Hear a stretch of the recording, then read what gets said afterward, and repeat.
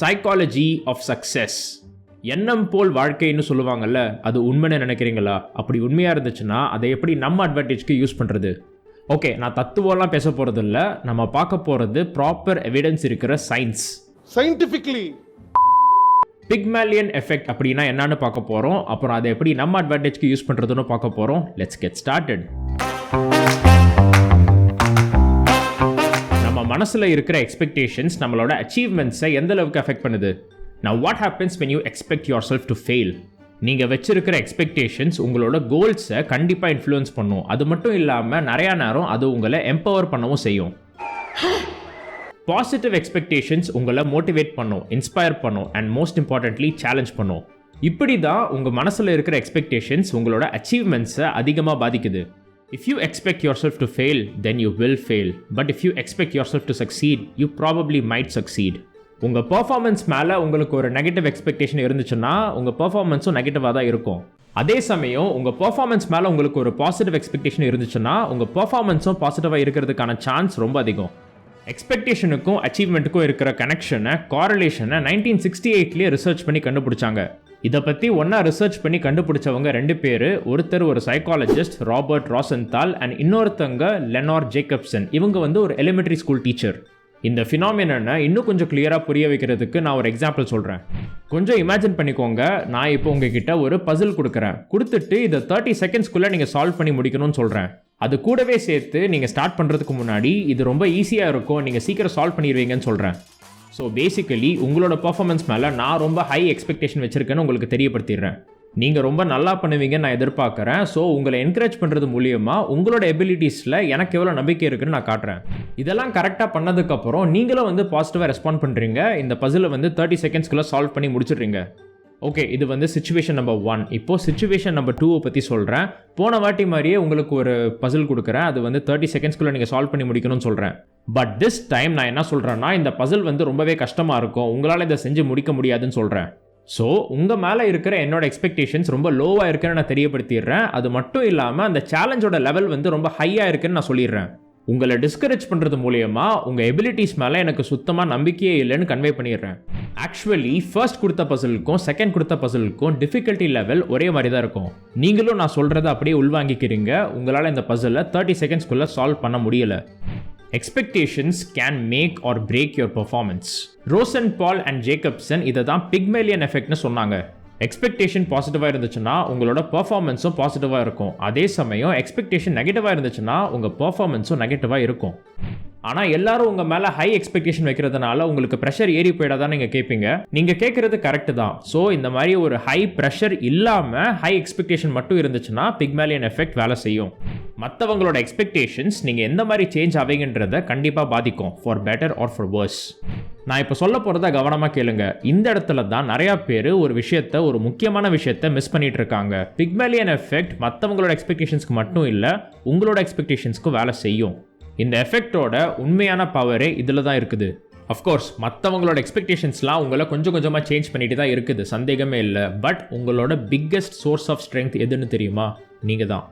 No one's expectations affect you more than your own. சரி, எனக்கு தான் நேச்சுரலாகவே ஹை எக்ஸ்பெக்டேஷன்லாம் கிடையாது, எனக்கு செல்ஃப் கான்ஃபிடன்ஸ் ரொம்ப கம்மியாக இருக்குது, அப்போ என்ன பண்ணுறது நீங்கள் கேட்பீங்க. நான் சொல்கிறேன். இந்த செல்ஃப் கான்ஃபிடன்ஸ் இருக்குல்ல, இதை நான் 3 காம்பனண்ட்டாக பிரிக்கிறேன். நான் இப்போ சொல்ல போகிறது இந்த பெர்ஸ்பெக்டிவ் உங்களுக்கு முன்னாடியே கிடைக்காம இருந்திருக்கலாம். So listen carefully. இது உங்களோட கான்ஃபிடன்ஸை இன்க்ரீஸ் பண்ணுறது மட்டும் இல்லாமல் உங்களோட சக்ஸஸ்க்கான சான்ஸையும் இன்க்ரீஸ் பண்ணும்.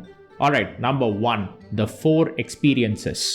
எக்ஸ்பீரியன்ஸ் நமக்கு கிடைக்கிற ஒரு பெரிய அசெட். இது நம்மளோட மைண்டை எக்ஸ்பேண்ட் பண்ணி நம்ம ஐடென்டிட்டியை ஷார்பன் பண்ணும். சப்போஸ் ஒரு ஸ்விம்மிங் பூலில் ஒரு ஹை டைவ் அடிக்கிறது உங்களுக்கு ஒரு சேலஞ்சாக இருக்குன்னு வச்சுப்போம். உங்களுக்கு எவ்வளோ பதட்டமாக இருந்தாலும் சரி, எவ்வளோ பயமாக இருந்தாலும் சரி, ஒரு வாட்டி நீங்கள் குதிச்சதுக்கப்புறம் உங்கள் பயமோ பதட்டமோ கம்மியாயிரும். இப்போ என்ன ஆகும்னா, இந்த ஆக்டிவிட்டி மேலே உங்களுக்கு இருக்கிற ஆட்டிடியூட் சேஞ்ச் ஆகும். ஒரு வாட்டி நீங்கள் டைவ் அடிச்சிட்டீங்க, அதை பண்ணிட்டீங்க சக்ஸஸ்ஃபுல்லாக. ஸோ இன்னொரு வாட்டி அதை பண்ணுறதுக்கு உங்களுக்கு பயம் இன்னும் கொஞ்சம் கம்மியாயிரும். நீங்கள் செகண்ட் டைம் பண்ணுறீங்க, தேர்ட் டைம் பண்ணுறீங்க, ஃபோர்த் டைம் பண்ணுறீங்க, 10th டைம் பண்ணுறீங்க, இதுக்கு மேலே உங்களுக்கு பயம் இருக்காது. In other words, action cures fear. உங்கள் டைவிங் கேப்பபிலிட்டி மேலே இருக்கிற உங்களோட எக்ஸ்பெக்டேஷன் சேஞ்ச் ஆயிடுச்சு. இந்த ஆக்டிவிட்டியை ஃபர்ஸ்ட் டைம் பண்ணும்போது உங்களுக்கு என்ன எக்ஸ்பெக்டேஷன் இருந்துச்சு? உங்களுக்கு அடிபட்டுரும், இது உங்களால் பண்ண முடியாது, இப்படி தான் நீங்கள் எக்ஸ்பெக்ட் பண்ணிட்டு இருந்திருப்பீங்க. You expected yourself to fail, so you ran away. அது 5 வாட்டி 10 வாட்டி பண்ணதுக்கப்புறம் உங்களோட எக்ஸ்பெக்டேஷன் வந்து நீங்கள் சக்ஸஸ்ஃபுல்லாக இதை பண்ணி முடிப்பீங்கன்னு சொல்லிட்டு தான் இருக்குது. நீங்கள் அதை பண்ணிடுவீங்க. ஒரு புது ஜாபில் நீங்கள் ஜாயின் பண்ணும்போது ரொம்ப இன்டிமிடேட்டடாக ஃபீல் பண்ணுவீங்க, பதட்டமாக இருக்கும். ஒரு 3 or 4 வீக்ஸ் போனதுக்கப்புறம் அந்த புது என்வாயர்மெண்ட்டில் உங்களுக்கு போதுமான அளவு எக்ஸ்பீரியன்ஸ் கிடச்சிரும். நீங்கள் இன்னும் கம்ஃபர்டபுளாக ஃபீல் பண்ணுவீங்க. உங்கள் மேலே இருக்கிற செல்ஃப் பிலீஃபும் இன்க்ரீஸ் ஆயிரும். அந்த ஃபேஸை கிராஸ் பண்ண உடனே உங்களுக்கு உங்கள் மேலே இருக்கிற எக்ஸ்பெக்டேஷன்ஸ் பாசிட்டிவாக மாறிடும். உங்களுக்கு பெர்ஃபார்மன்ஸ்க்கான கான்ஃபிடென்ஸ் வரணும்னா மீனிங்ஃபுல் எக்ஸ்பீரியன்ஸஸை நீங்கள் தேடி போகணும். ஒவ்வொரு வாட்டியும் இந்த மாதிரி ஒரு புது இடத்துக்கு போகும்போதெல்லாம் எனக்கு எக்ஸ்பீரியன்ஸ் கிடைக்கும் நான் வெயிட் பண்ணிகிட்டே இருந்தால் என் லைஃப் அப்படியே போயிடும்னு உங்களுக்கு ஒரு தாட் இருக்கலாம். நான் எலாபரேட் பண்ணுறேன். மொத்த எக்ஸ்பீரியன்ஸஸ் எல்லாத்தையும் எடுத்தால் நம்ம ஒரு 4 கேட்டகரிஸில் இதை பிரிக்கலாம். இந்த 4 கேட்டகரியுமே வேறு மாதிரி உங்களை இன்ஃப்ளூயன்ஸ் பண்ணும். ஆனால் 4மே உங்கள் க்ரோத்துக்கு இம்பார்ட்டன்ட் தான். ஃபர்ஸ்ட் கேட்டகரிக்கு பேர் மாஸ்டரி எக்ஸ்பீரியன்சஸ். இது வந்து உங்களோட ஸ்ட்ரெஸ் டாலரன்ஸையும் உங்களோட கரேஜ் தைரியத்தையும் இன்க்ரீஸ் பண்ணும். ஒரு மாஸ்டரி எக்ஸ்பீரியன்ஸ் உங்களுக்கு கிடைக்கணும்னா உங்களை பயமுறுத்துற மாதிரி இருக்கிற ஒரு ஆப்ஸ்டக்கிளில் நீங்கள் சக்ஸஸ்ஃபுல்லாக கிராஸ் பண்ணணும். நான் முன்னாடி தண்ணியில் டைவ் பண்ணுற எக்ஸாம்பிள் சொன்னால இது வந்து மாஸ்டரி எக்ஸ்பீரியன்ஸ்க்கான எக்ஸாம்பிள். இந்த எக்ஸாம்பிளில் ஒரு சிக்னிஃபிகண்ட் ஆப்ஸ்டக்கிளை நீங்கள் சக்ஸஸ்ஃபுல்லாக கிராஸ் பண்ணி வந்திருக்கீங்க. அந்த எக்ஸ்பீரியன்ஸ்லேருந்து கிடைக்கிற தைரியமும் ஸ்ட்ரெஸ் டாலரன்ஸும் உங்கள் வாழ்க்கை ஃபுல்லாக உங்கள் கூடவே வரும். Next category of experience vicarious experiences. இந்த எக்ஸ்பீரியன்ஸ்லாம் உங்களுக்கு இன்ஸ்பிரேஷனையும் மோட்டிவேஷனையும் தர மாதிரி இருக்கும். ஒரு கிரிக்கெட் மேட்ச் நீங்கள் பார்க்குறீங்க, அதில் வந்து விராட் கோலி அவரோட பெஸ்ட் பர்ஃபார்மன்ஸை கொடுக்குறாரு. அவரை பார்த்து நீங்கள் இன்ஸ்பயர் ஆகுறீங்க. இல்லை நீங்கள் என்ன பண்ணுறீங்கன்னா விஜய் ஆண்டனி லைவாக பர்ஃபார்ம் பண்ணுற கான்சர்ட்டுக்கு போகிறீங்க. அங்கே அவர் பயங்கரமாக மியூசிக் போடுறாரு, பயங்கரமாக பாட்டு பாடுறாரு. அவரோட சூப்பரான பர்ஃபார்மன்ஸை பார்த்து நீங்கள் இன்ஸ்பயர் ஆகுறீங்க. இந்த மாதிரி மற்றவங்க நல்லா பர்ஃபார்ம் பண்ணுறதை பார்த்து அவங்க ஃபீல்டில் பர்ஃபார்ம் பண்ணுறதை பார்த்து இன்ஸ்பயர் ஆகி மோட்டிவேட் ஆகி உங்களோட ஃபீல்டில் உங்களோட வேலையில் நீங்கள் இன்னும் நல்லா பர்ஃபார்ம் பண்ணுவீங்க. The next category of experiences is modeling experiences. நீங்கள் என்ன வேலை பார்க்குறீங்களோ இல்லை பார்க்கணும்னு நினைக்கிறீங்களோ உங்களோட ஃபீல்டில் ஒரு மென்டர் இருப்பார். அவர் பெர்ஃபார்ம் பண்ணுறதை பார்த்து கற்றுக்கும் போது உங்களுக்கு டைரக்ஷனும் பர்பஸும் கிடைக்கும். நான் உங்ககிட்ட வேலை கற்றுக்கிறேனே சார், எனக்கு வெறித்தனமாக ஹார்ட் ஒர்க் பண்ணணும், நிறைய உழைக்கணும், ஜெயிக்கணும் சார். முதல்ல இந்த வெறித்தனமாக உழைக்கணும், ஹார்ட் ஒர்க் பண்ணணும் அப்படியெல்லாம் பேசுறது நிறுத்து. அப்புறம் எப்படி சார் முன்னேறது? ஸ்மார்ட் ஒர்க் பண்ணி. நீங்கள் அட்மையர் பண்ணுற ஒருத்தர் பெர்ஃபார்ம் பண்ணுறதை பார்க்கும்போது உங்களோட லைஃப் பார்த்தும் இன்னும் கிளியராக உங்களுக்கு தெரியும். Okay, final category of experiences which is emotional and physical experiences. இது வந்து உங்களுக்கு ஜென்ரலாக லைஃப்பில் இருக்கிற சப்ஜெக்டிவ் எக்ஸ்பீரியன்ஸ். இது வந்து பிரேக்கப்பாக இருக்கலாம், இல்லை ஒரு ஆக்சிடெண்ட்டாக இருக்கலாம். இது உங்களை பற்றி உங்களுக்கே கற்றுக் கொடுத்து மெச்சூரிட்டியை வர வைக்கும். உங்கள் கம்ஃபர்ட் ஜோனுக்கு வெளியே இருக்கிற பெயின்ஃபுல் சுச்சுவேஷனை பார்த்து ஓடாமல் அதை எப்படி தைரியமாக ஃபேஸ் பண்ணுறதுன்னு இதை கற்றுக் கொடுக்கும். இப்போ நான் சொன்ன 4 கேட்டகரி எக்ஸ்பீரியன்ஸஸும் உங்கள் லைஃப்பில் வரும். ஒன்று அதிகமாக வரலாம், ஒன்று கம்மியாக வரலாம், ஆனால் 4மே வரும். ஒவ்வொரு கேட்டகரியும் நீங்கள் சேஸ் பண்ணி போகணும்னு அவசியம் இல்லை. ஆனால் மீனிங்ஃபுல் எக்ஸ்பீரியன்ஸஸை நீங்கள் கண்டிப்பாக தேடி போகணும். உங்களுக்கு ஏற்கனவே தெரியும் கம்ஃபர்ட் ஜோனுக்கு வெளியே தான் உங்கள் க்ரோத் இருக்குது. ஓகே, செல்ஃப் கான்ஃபிடென்ஸோட first component experience. Second component என்னன்னா பேசிக் ஆட்டானமி.